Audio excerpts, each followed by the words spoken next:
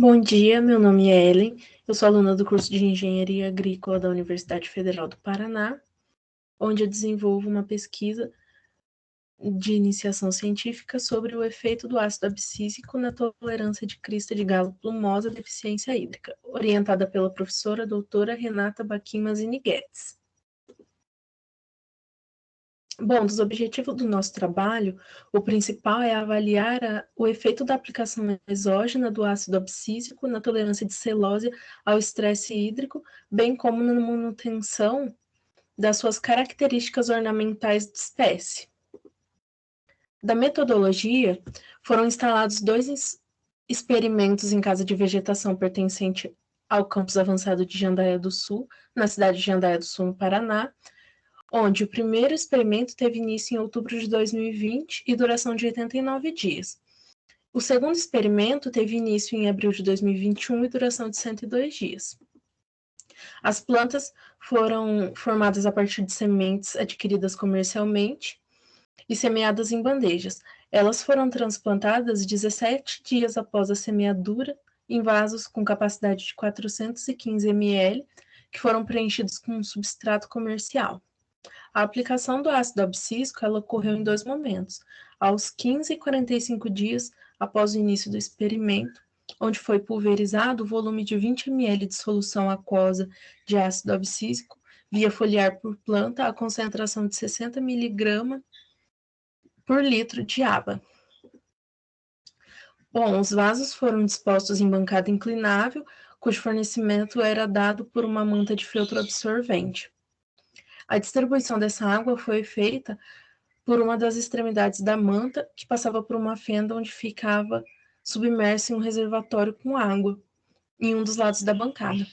A bancada ela foi inclinada com diferença de 1 grau entre a parte inferior e superior, mantendo a irrigação das plantas envasadas por capilaridade.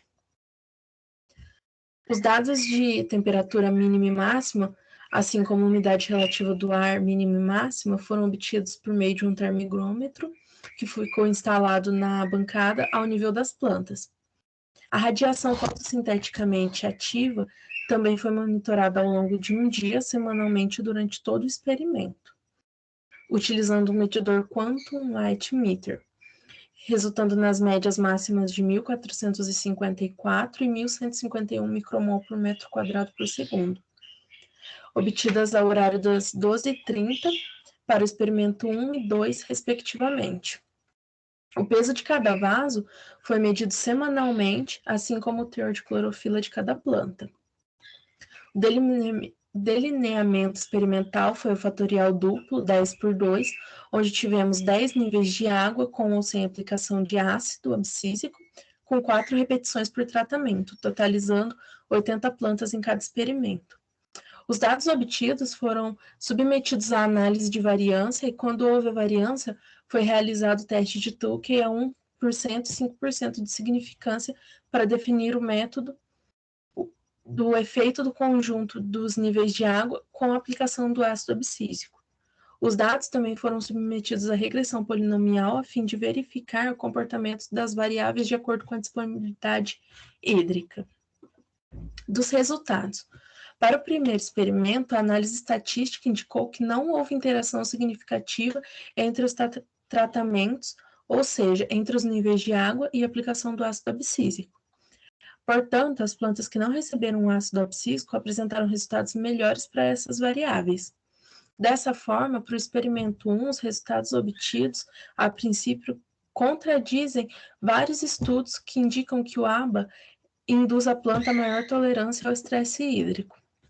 No entanto, as respostas das plantas à aplicação exógena desse fitorregulador podem ser relacionadas às características intrínsecas da espécie, à concentração e quantidade aplicadas e até mesmo o momento em que foi aplicado o ácido.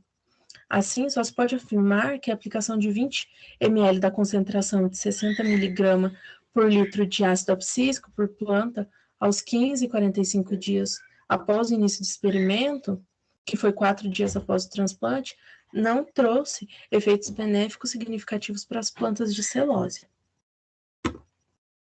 Dessa forma, os resultados gerais do primeiro experimento mostram que o ácido abscísico não proporcionou o efeito esperado, que seria o de aumentar a tolerância das plantas ao estresse hídrico. Além disso, mesmo que os resultados dessas variáveis tenham sido diferentes de acordo com os níveis de água, a análise da regressão mostra que o nível de água número 1 de 276 ml de água constante apresentou os melhores resultados de interesse comercial, que são aqueles relacionados ao florescimento da planta.